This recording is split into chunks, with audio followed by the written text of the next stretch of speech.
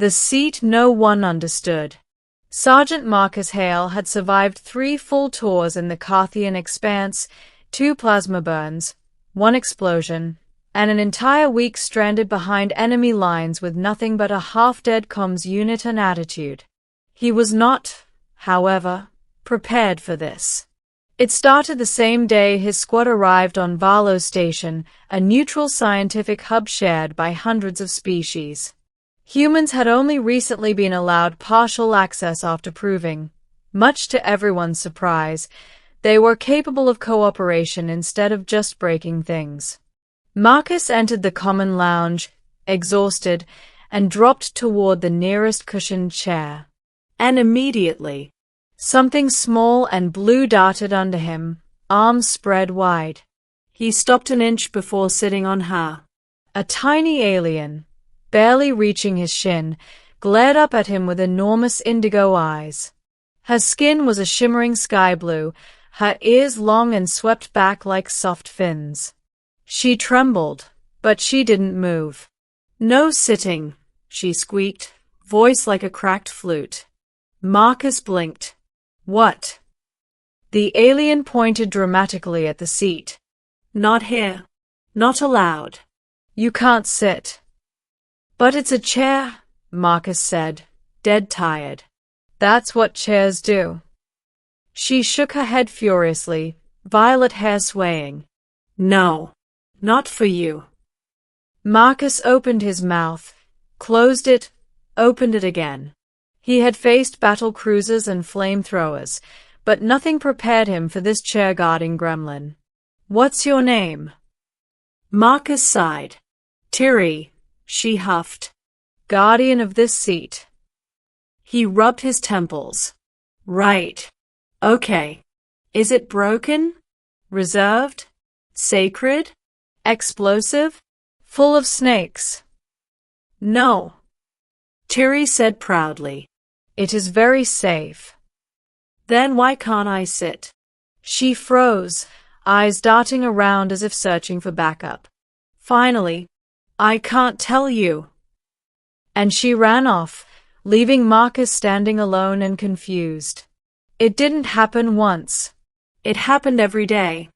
Whenever Marcus tried to sit, Tiri would appear from nowhere, behind the plant, from under the table, from inside a ventilation grate, shouting, "No sitting. Stop. Not allowed. You'll break it. You're too big. You're too human." Marcus started keeping count. By day 7, 98 prevented sittings. His squad mates teased him relentlessly. "You angered the chair sprite," Private Lawson laughed.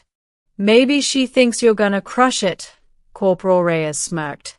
"Maybe the chair owes her money," Specialist Huang added.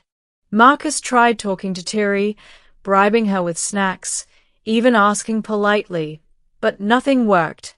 She would rather fight a charging rhino beast than let him sit. And the weirdest part, every time he walked away, she would sigh in relief. Something about that bothered him deeply.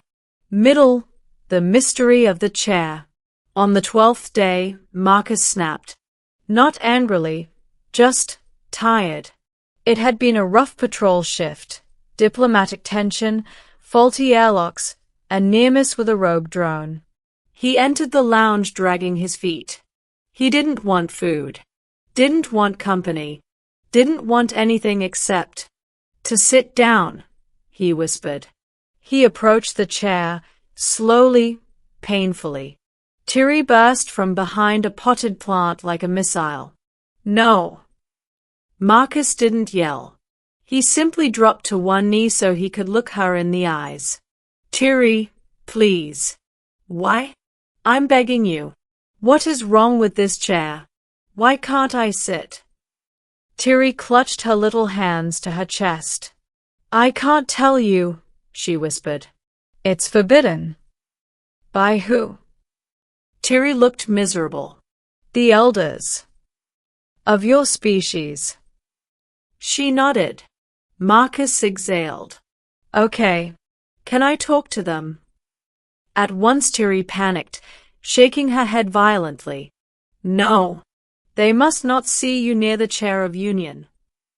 The what? But she sprinted away before he could ask more.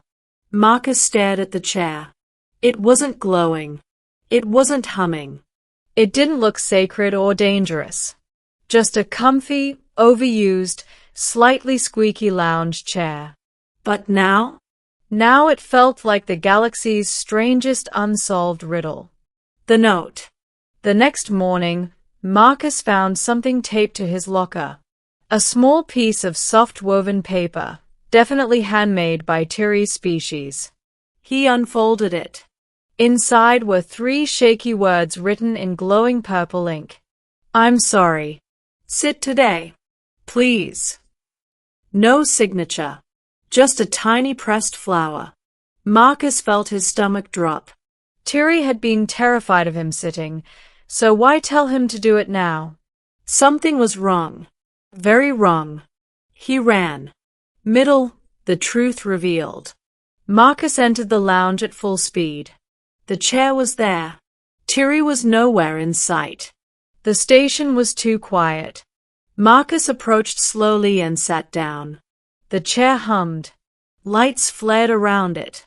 A soft shockwave pulsed through the room. Marcus jumped up, but it was too late. On the floor in front of the chair, a holographic sigil appeared, spinning slowly in pale blue light. Footsteps echoed.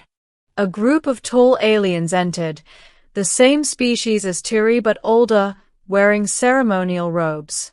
Their expressions were grave. The eldest stepped forward. So, she said softly, the human has taken the seat of union. Marcus raised his hands defensively. Okay, listen, she told me to sit.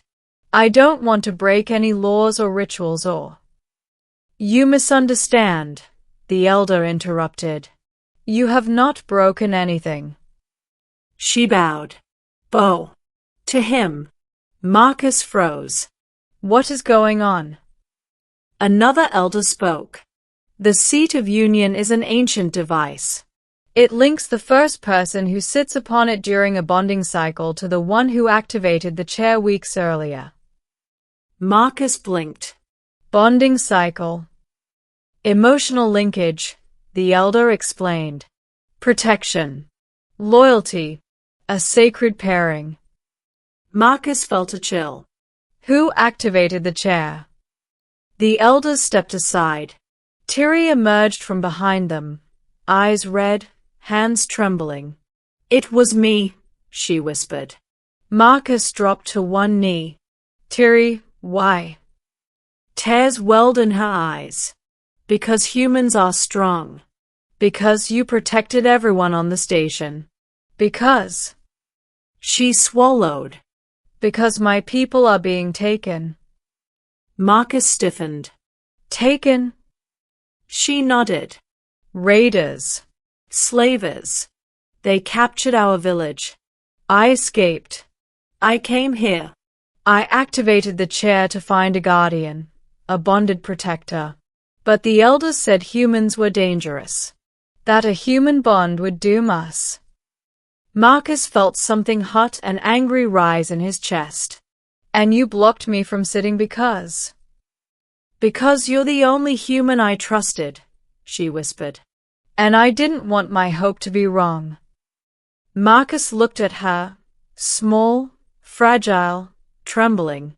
She'd been alone, afraid, and she believed he might save her people. No one's taking your home, Marcus said quietly. Not while I'm breathing. Tiri sobbed once and threw herself into his arms. The elders bowed again. The bond is made, they said. You are her guardian now. Marcus lifted Tiri gently. I already was. Ending the human response. The moment Marcus reported Tiri's situation to command, the reaction was immediate. Humans didn't tolerate slavers. Humans really didn't tolerate children being harmed. Within hours, 3 destroyers, 2 strike cruisers, and an entire drop battalion were inbound. Tiri rode with Marcus in the carrier, clutching his arm. "You don't have to fight," she whispered. "The bond only asks you to protect." Marcus laughed softly. "Kid, protecting is what humans do best." When they arrived at Tiri's world, the Raiders, a brutal species known for crushing smaller civilizations, were already waiting. They didn't wait long. The human ships descended like falling thunder.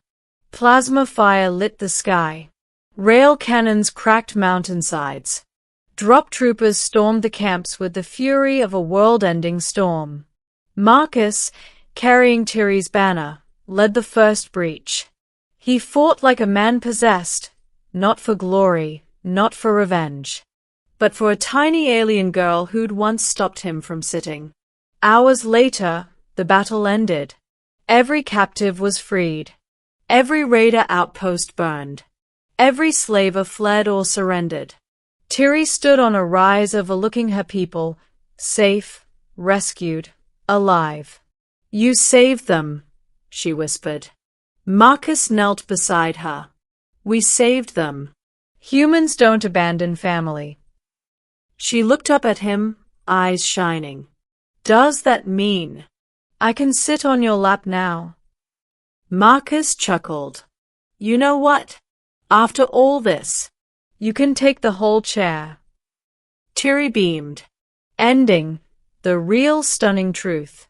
Weeks later, Tiri gave him another note. This one read, "Thank you for sitting that day. It saved my world." Marcus kept it in his armor.